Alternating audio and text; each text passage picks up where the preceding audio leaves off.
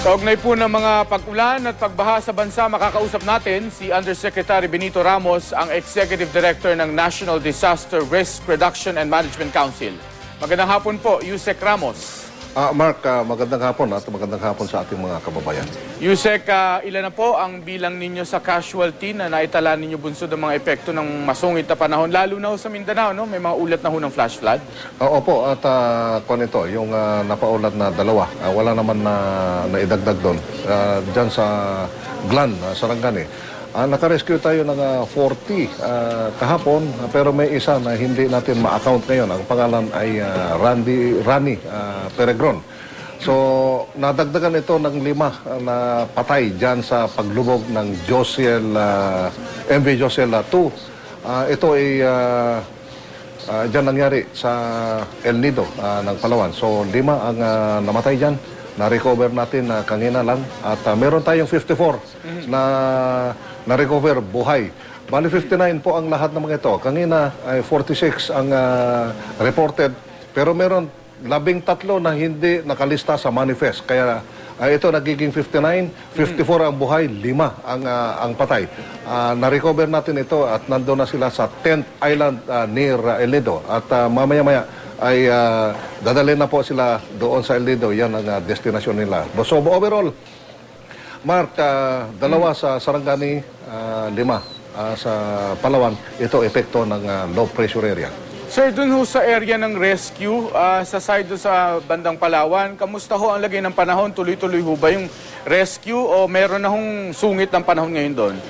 Mark, hininto na yung rescue dahil nakita na ang lahat yung 59. Okay. So, 2 ito na naghanap, yung Philippine Coast Guard at saka yung Philippine Navy.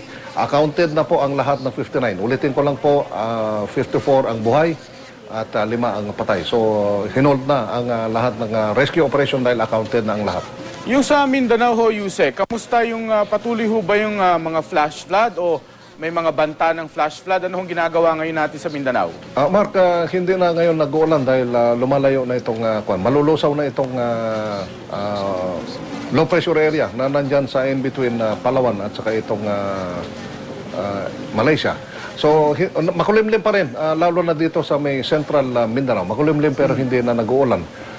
Pero binabantayan pa rin, Mark, dahil lahat ng tubig ulan na galing doon sa 5 na probinsya ay aagos lahat dyan sa Rio Grande de Mindanao, pupunta lahat dyan sa Ligawasan Mars sa Maguindanao.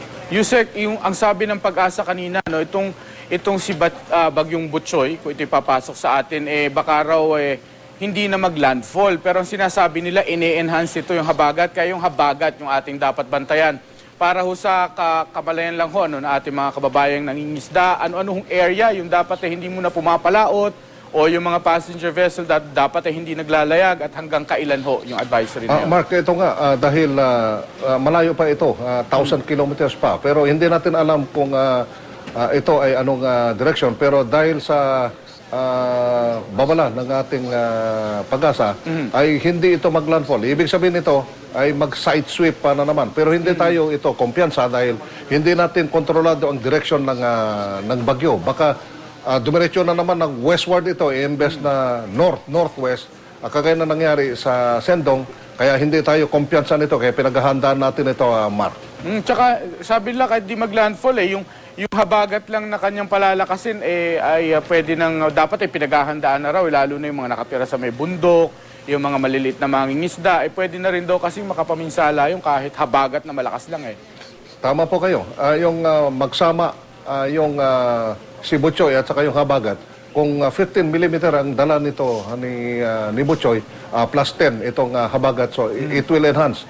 So ibig sabihin nito, ibig sabihin na hindi mag-landfall, ay kampante na tayo. Ibig sabihin nito ay paghandaan lang dahil anything can still happen between now up to the time it will reach the Philippine area of responsibility. Kaya ito, ulit-ulitin ko lang po, Mark, sa pamamagitan ng media, kagaya ninyo, yung ating mga mangingisda na lumayak na. Kaya kailangan pauwiin mo na ngayon. Bumalik na. Pangatlong araw na ito, araw-arawin natin sila, Mark, para sa ganun ay makauwi na sila. Iwasan mo na ito si Butchoy. Oo, mag-iingat tayong lahat at good luck sa ating lahat. Maraming salamat po sa inyo, Undersecretary Ramos. Patuloy po kaming makikibalita. Maraming salamat din. Good afternoon.